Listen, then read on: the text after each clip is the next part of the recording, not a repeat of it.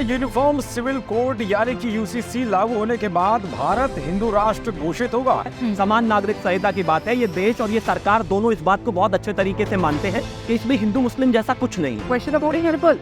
You don't have with the question of principle.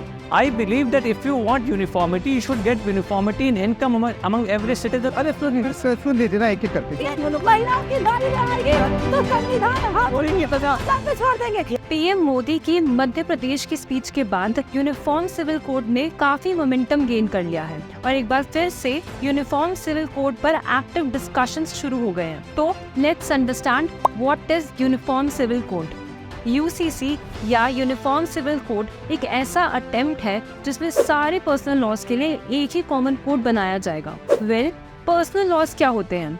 Personal laws में marriage, divorce, alimony, inheritance, child custody और adoption जैसे subjects include होते हैं। अभी India में सिविल और क्रिमिनल क्राइम्स के लिए एक ही लॉ से डील किया जाता है। जैसे अगर किसी ने मर्डर किया है तो वो सीआरपीसी से गवर्न किया जाएगा। इससे फर्क नहीं पड़ता कि क्रिमिनल कौन से रिलीजन या ट्राइब से है। लेकिन अगर मैरिज, डाइवोर्स, इनहेरिटेंस या अडॉप्शन जैसे सब्जेक्ट्स की बात करें तो उसमें सब पर सेम लॉज एप्लीकेबल नहीं होते, क्योंकि ऐसे सब्जेक्ट्स पर्सनल लॉ से डील किए जाते हैं। जैसे अगर मैरिज की बात करें तो Hindu, Buddhist, Jain Hindu marriage act 1955 से गवर्न किए जाते हैं। मुस्लिम पर्सनल लॉ शरीयत एप्लीकेशन एक्ट 1937 से गवर्न किए जाते हैं। एंड सिमिलरली क्रिश्चियंस और पर्शियंस के अपने अपने मैरिज लॉज हैं। इवन हिंदुज्म में भी डिफरेंट कम्युनिटीज हैं जो हिंदू लॉज को नहीं बल्कि अपने पर्सनल लॉज को फॉलो करती हैं। पर यूनिफॉर्म सिविल कोड आने के बाद सभी रिलीजन एंड कम्युनिटीज पर एक ही लॉ एप्लीकेबल होगा। आर्टिकल 44 कहता है the state shall endeavour to secure for the citizens a uniform civil code throughout the territory of India. Now, before diving deep into the issue, let's understand कि uniform civil code की कहानी शुरू कहाँ से होती है।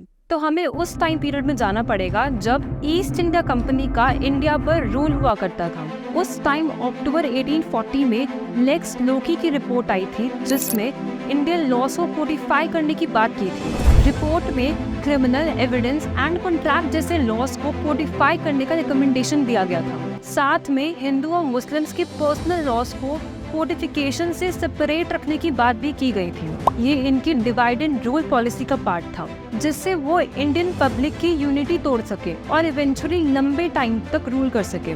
नाउ उस time पर पर्सनल लॉस को रिलीजियस स्क्रिप्चर से डील किया जाता था और हर रिलीजन या कम्युनिटी के अपने अपने पर्सनल लॉज हुआ करते थे। जैसे शूद्रास के पर्सनल लॉज में विडो रीमैरिज का कॉन्सेप्ट था जो हिंदू लॉज से बिल्कुल डिफरेंट था और ऐसे केसेस को लोकल कोर्ट्स या पंचायत डील किया करती थी और एक्सेप्शनल केसेस में ही स्टेट ऐसे मैटर्स में इंटरवीन किया करता था।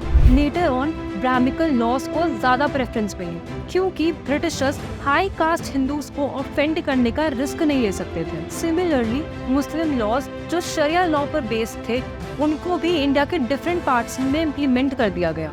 लेकिन सबसे इम्पोर्टेंट बात, मुस्लिम लॉज में यूनिफॉर्मिटी नहीं थी क्योंकि हिंदूज या ट्राइबल कम्युनिटी के लोग जिन्होंने मुस्लिम रिलीजन में कन्वर्ट कर लिया था वो स्टिल अपने कस्टमरी लॉज ही फॉलो किया करते थे। इसीलिए शरिया लॉ यूनिफॉर्मली इंडिया में एप्लीकेबल नहीं था और हिंदूज को हिंदू कोड बिल के लॉज को फॉलो करना पड़ता था जो कोडिफाइड लॉ था। लेकिन वही मुस्लिम और अदर कम्युनिटीज के लिए काफी लिबर्टी थी अपने पर्सनल लॉज को फॉलो करने के लिए। इसके बाद भी हिंदू लॉज में काफी रिफॉर्म्स आए जैसे Hindu widow remarriage act 1856, the married women's property act 1874 and Hindu women's right to property act 1937।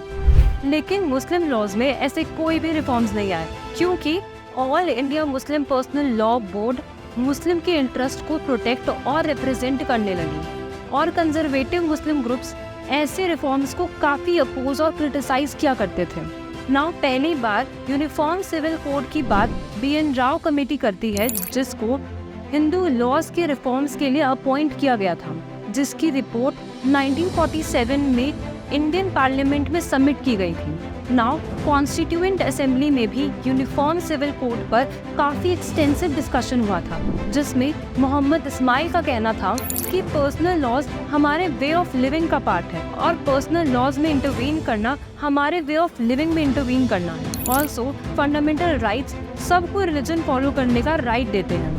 M.A. अयंकर का कहना था कि इंडिया जैसे सेक्युलर स्टेट में कम्युनिटीज के पास अपने रिलीजन और पर्सनल लॉज को फॉलो करने के लिए फ्रीडम होनी चाहिए। काफी सीरियस डिसएग्रीमेंट्स होने की वजह से यूनिफॉर्म सिविल कोड को इम्प्लीमेंट नहीं किया गया और इवेंचुअली इसको directive principle of state policy में इंक्लूड कर दिया गया, ये कहते हुए कि जब भी Indian citizens uniform civil code के लिए रेडी होंगे तब इसको इंडिया में इम्प्लीमेंट किया जाना चाहिए। अगर चीजें इतनी कॉम्प्लेक्स है तो इसे इम्प्लीमेंट करना इतना जरूरी क्यों है?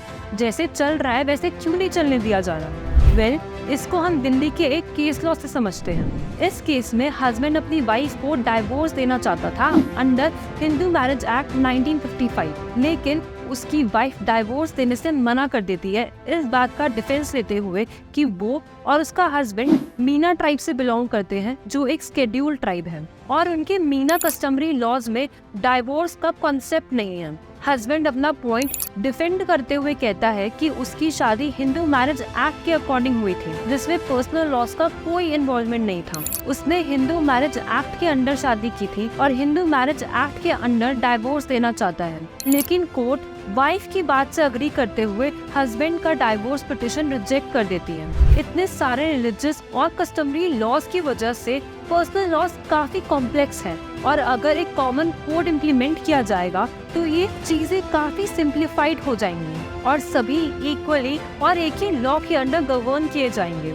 नाउ बहुत सारे केसेस में सुप्रीम कोर्ट ने गवर्नमेंट को यूनिफॉर्म सिविल कोड इम्प्लीमेंट करने के लिए कहा है, जैसे शाहबानो केस। इस केस में अहमद खान जो शाहबानो का हस्बैंड है, वो शाहबानो को डाइवोर्स दे देता है। शाहबानो एक 62 इयर्स की लेडी थी जो CRPC सेक्शन 125 के अंडर अपने हस्बैंड से मेंटेनेंस क्लेम करती है। शाहबानो का हस्बैंड कोर्ट में ये आर्ग्यू करता है कि मुस्लिम लॉ के अंडर मेंटेनेंस का कोई प्रोविजन नहीं है, लेकिन सुप्रीम कोर्ट शाहबानो के फेवर में जजमेंट सुनाती है और गवर्नमेंट को यूनिफॉर्म सिविल कोड इंट्रोड्यूस करने के लिए फिर डायरेक्ट करती है। अब इस जजमेंट का मुस्लिम रिलीजियस लीडर्स काफी प्रोटेस्ट करते हैं, ये कहते हुए कि ये जजमेंट उनके पर्सनल लॉज को वायलेट करता है। उस टाइम सेंट्रल में राजीव गांधी की गवर्नमेंट मुस्लिम ग्रुप्स के प्रेशर में आकर Muslim women protection of rights on divorce act 1986 introduce करती है। ये एक्ट सुप्रीम कोर्ट के जजमेंट को ओवररूल कर देता है। इसके बाद शाहबानो केस तो हार जाती है, लेकिन इसका बहुत बड़ा इम्पैक्ट राजीव गांधी की गवर्नमेंट पर होता है, क्योंकि हिंदू ग्रुप्स बहुत अग्रेसिवली राजीव गांधी के इस डिसीजन को अपोज करते हैं। अब राजीव गांधी गवर्नमेंट हिंदू कम्युनिटी को शांत करने के लिए बाबरी मस्जिद के गेट्स हिंदूज के लिए खोल देती है। इस केस को इतने गलत तरीके से हैंडल करने की वजह से कांग्रेस लोकसभा इलेक्शंस हार जाती है। ऐसा ही एक और इम्पोर्टेंट केस है शायरा बानो केस या ट्रिपल तलाक केस। इसमें शायरा बानो का हस्बैंड उन्हें ट्रिपल तलाक के थ्रू डाइवोर्स दे देता है। शायरा बानो ट्रिपल तलाक को कॉन्स्टिट्यूशनली चैलेंज करती है, जिसमें सुप्रीम कोर्ट ट्रिपल तलाक को अनकॉन्स्टिट्यूशनल डिक्लेयर कर फिर से यूनिफॉर्म सिविल कोड को इम्प्लीमेंट करने के लिए एम्फसाइज करती है। इसके बाद कई बार यूनिफॉर्म सिविल कोड को इम्प्लीमेंट करने की बात हुई।